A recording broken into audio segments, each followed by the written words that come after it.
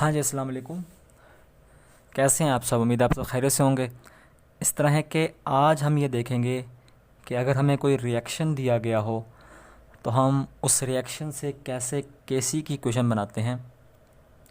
ठीक है, आपके पेज नंबर 8 और 9 पर दो रिएक्शन दिए गए हैं और उन्हीं दो रिएक्शंस को हम लेकर केसी की इक्वेशन बनाना सीखते हैं। ठीक है, तो सबसे पहले है हमारे पास नाइट्रोजन। क्या काम कर रही है? नाइट्रोजन काम कर रही है ऑक्सीजन के साथ रिएक्शन कर रही है। ऑक्सीजन के साथ रिएक्शन कर रही है और क्या बना रही है? नाइट्रोजन के मोनोऑक्साइड बना रही है। ठीक है, ये हमारे पास नाइट्रोजन के मोनोऑक्साइड्स। ठीक है, 2NO।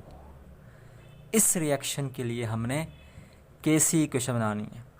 ठीक है, सबसे पहले हम क्या करते हैं? Forward reaction, rate of forward reaction की इक्वेशन बनाते हैं।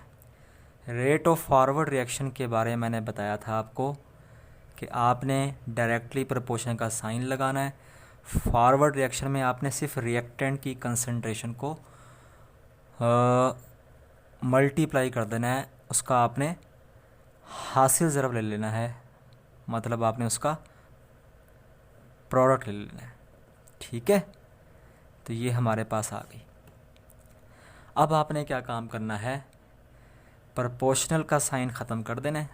प्रोपोर्शनल का साइन ख़त्म कर देना है और यहाँ पर एक कांस्टेंट लगा देना है KF का। ठीक है, जिसको मैंने कहा था स्पेसिफिक रेट कांस्टेंट है फॉर द फॉरवर्ड रिएक्शन। तो ये हमारे पास हो गई। क्लियर? तो हमारे पास ये बन गई फॉरवर्ड रिएक्शन की इक्वेशन। इसी तरीके से हम रिवर्स रिएक्शन की भी इक्वेशन बना लेते हैं। रिवर्स रिएक्शन में सिर्फ आपने प्रोडक्ट को देखना है। ठीक है, यहाँ प्रोडक्ट एक ही है, सिर्फ आपने एक काम करना है कि ये जो मोल्स हैं इसको पावर बना देना है, इसको पावर बना देना है। ठीक है, NO की पावर 2। तो RR is equals to KR। Proportional का साइन ख़त्म कर दिया, KR लगा दिया। ठीक है, जो कि specific rate constant of reverse reaction को ज़ाहिर करता है। और यहाँ आ गया NO। सिर्फ एक बात यहाँ याद रखने वाली है कि आपने मोल्स को पावर की ज़रूरत दे देनी है। फिर आपने लिखना है एट डायनामिक इक्विलिब्रियम। ठीक है, rate of forward reaction is equals to rate of reverse reaction. तो फॉरवर्ड और रिवर्स रिएक्शन की इक्वेशंस को आपने यहाँ पुट कर देना है।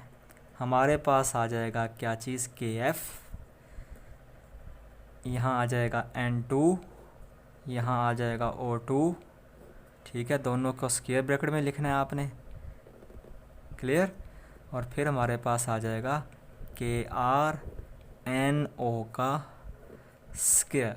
ये ज़्यादातर शॉर्ट क्वेश्चन में आते होते हैं, तो आपने इसको अच्छे तरीके से तैयार कर लेना है।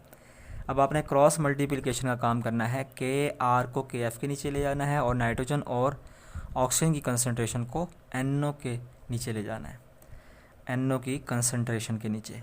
ठीक है, तो मेरे पास KF बाई KR हो जाएगा, यहाँ हो जाएगा NO का स्क्वायर और नीचे आ जाएगा N2 और ये O2। क्लियर? आपको पता है KF ओवर KR किसके बराबर होता है? ये बराबर होता है KC के। किसके बराबर होता है? KC के। अब आप लिख दोगे इसको NO का स्क्वायर, इसको स्क्वायर की सूरत देनी है। ठीक है, नीचे आ जाएगा N2 और O2 की कंसंट्रेशन का प्रोडक्ट।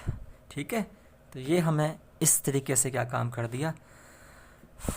KC इक्वेशन बना दी इक्विलिब्रियम कांस्टेंट की। तो सिर्फ और सिर्फ शुरू के 4 स्टेप समझने वाले हैं सही तरीके से। ठीक है, आगे बहुत इजी है। हमने RF को RR के बराबर पुट कर दिया, RF की इक्वेशन पुट कर दी, RR की इक्वेशन पुट कर दी, क्रॉस मल्टीप्लिकेशन का काम किया और KC की इक्वेशन बना दी। अब हम आते हैं एक और इक्वेशन की तरफ। हमें इक्वेशन दी हुई है कि हमने नाइट्रोजन और ऑक्सीजन को मिलाकर, बल्कि नाइट्रोजन और हाइड्रोजन को मिलाकर अमोनिया बना रहे हैं, उसके लिए कैसी इक्वेशन बनानी है। ठीक है, ये ज़रा गौर कीजिएगा। N2 नाइट्रोजन हाइड्रोजन के साथ मिलकर क्या बना रही है, अमोनिया बना रही है। ठीक है, NH3। अब इसके लिए आपने केसी की इक्वेशन बनानी है।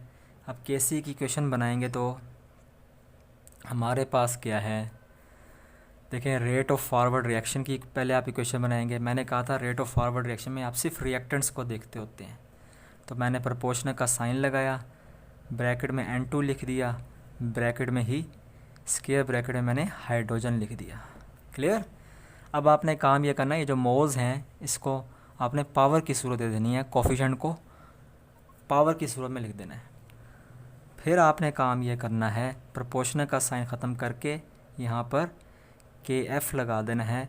N2 वैसे का वैसे ही, H2 वैसे का वैसे ही, और इसकी पावर 3 वैसे की वैसे ही। ठीक है, और यहाँ पे 2 था। अब आपने क्या काम करना है, रिवर्स रिएक्शन की इक्वेशन बनानी है। रिवर्स रिएक्शन के लिए डायरेक्टली प्रोपोर्शनल का साइन लगाया। रिवर्स रिएक्शन में हम सिर्फ प्रोडक्ट को देखते होते हैं, तो मैंने यहाँ लिख दिया NH3 का स्क्वायर।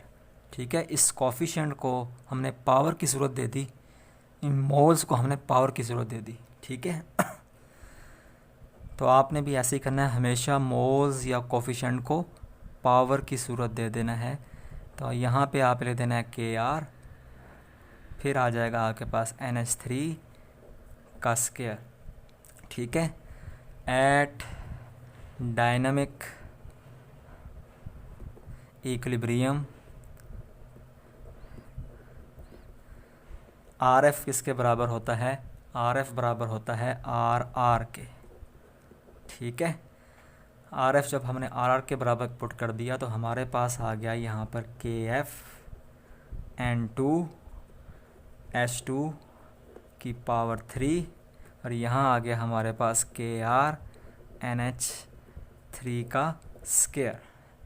KF बटा KR कर दें, क्रॉस मल्टीप्लिकेशन का काम करें, KR को KF के नीचे ले जाएं, KF बाई KR हो जाएगा। ठीक है, और ये N2 और H2 की कंसंट्रेशन को अमोनिया की कंसंट्रेशन के नीचे ले जाएं, NH3 की। ठीक है, तो NH3 सिर्फ हमने क्रॉस मल्टीप्लिकेशन का काम किया और कोई काम नहीं किया। N2 H2 का क्या हो गया, क्यूब हो गया। ठीक है, ये काम करने के बाद देखें, आपको पता है ये KF बटा KR किसके बराबर होता है, ये होता है KC के बराबर। तो मेरे पास NH3 का स्क्वायर और नीचे आ गया N2 और H2 का क्यूब आ गया। ठीक है, तो ये मैंने इक्वेशन बना दी। एक चीज़ आपने हमेशा याद रखनी है, प्रोडक्ट हमेशा ऊपर आती होती है और रिएक्टेंट की कंसंट्रेशन हमेशा नीचे आती होती है। प्रोडक्ट की कंसंट्रेशन हमेशा ऊपर आती होती है और रिएक्टेंट की कंसंट्रेशन हमेशा नीचे आती होती है। सिर्फ आपने कोफिशिएंट को पावर की सूरत दे देनी है। ठीक है, तो ये दो रिएक्शन थे जिसके इन दो इक्वेशंस को या रिएक्शंस को मैंने यूज़ करते हुए आपको केसी की इक्वेशन बनाना सिखाई। इसको प्रैक्टिस कीजिएगा, ये शॉर्ट क्वेश्चन के लिहाज से वेरी इंपॉर्टेंट है। तो बहुत बहुत शुक्रिया आपका।